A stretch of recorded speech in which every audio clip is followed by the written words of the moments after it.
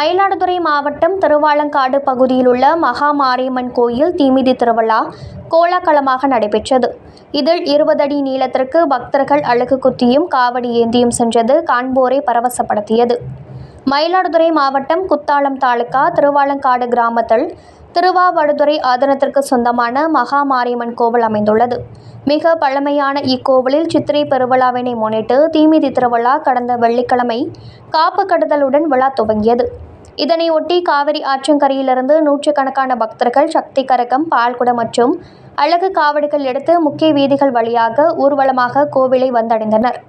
பின்னர் சிறப்பு அலங்காரத்துடன் மகா மாரியம்மன் வெள்ளி ரிஷப வாகனத்தில் கோவில் வாயிலில் எழுந்தருள கோவில் முன்பு அமைக்கப்பட்டிருந்த தீக்குண்டத்தில் கரகம், பால்குடம் மற்றும் அழகு காவடிகள் எடுத்து வந்த பக்தர்கள் தீமிதித்து தங்களது நேர்த்திக்கடனை செலுத்தினர். 20 அடி நீளம் கொண்ட அலகினை குத்தியபடி பக்தர்கள் தீமிதித்த காட்சி பக்தர்களை பக்தி பரவசமடைய செய்தது. மேலும் தீமிதி திருவிழாவை தொடர்ந்து மாரியம்மனுக்கு மகா தீபாராதனை நடைபெற்றது. இத்தகவலை நமது செய்தியாளர் தாரிக்கனி மயிலாடுதுறையிலிருந்து தெரிவித்துள்ளார்.